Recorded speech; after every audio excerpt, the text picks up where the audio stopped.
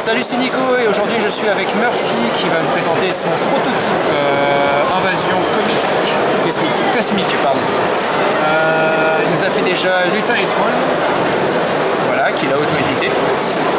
Maintenant, vas-y, je t'explique, je t'écoute. Invasion Cosmique. Alors, c'est un petit jeu de cartes. N'hésite pas à parler par là parce que vu qu'il y a du monde. C'est un jeu de cartes pour 2 à 5 joueurs qui dure à peu près entre 30 minutes et une demi-heure en fonction du nombre de joueurs, dont le but est d'affronter les adversaires pour gagner 11 points. Le jeu est relativement simple. Nous avons plusieurs types de cartes.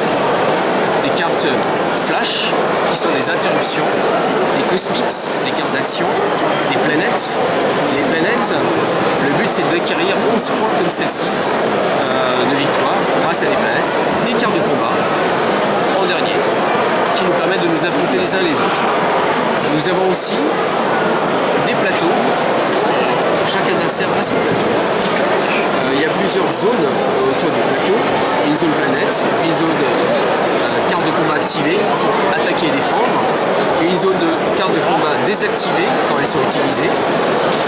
Il y a aussi un compteur main qui nous permet de savoir combien de cartes on a le droit d'avoir en main. S'il décroît, on a moins de cartes en main et si on n'en a plus, on est éliminé.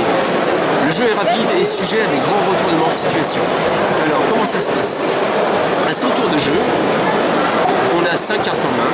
On a le droit d'abord de piocher un jeton ou de piocher une carte dans la pioche pour ajouter à sa main.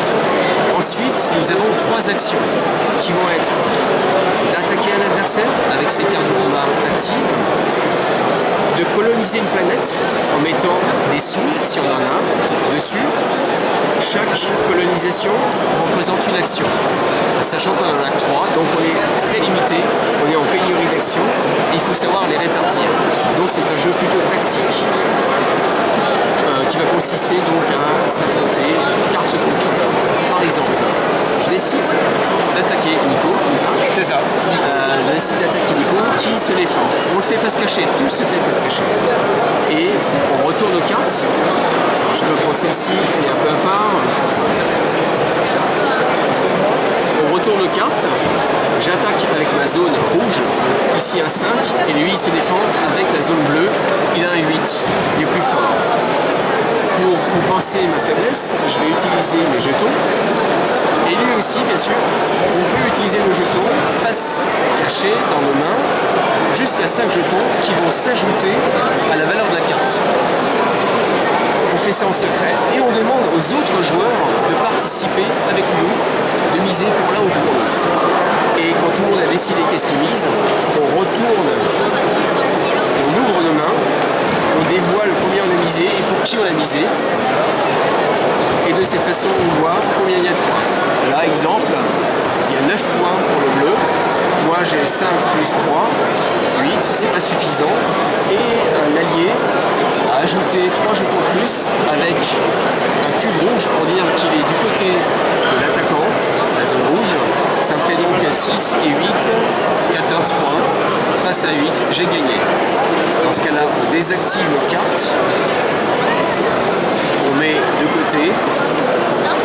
Les jetons utilisés pour les adversaires sont perdus, rejetés.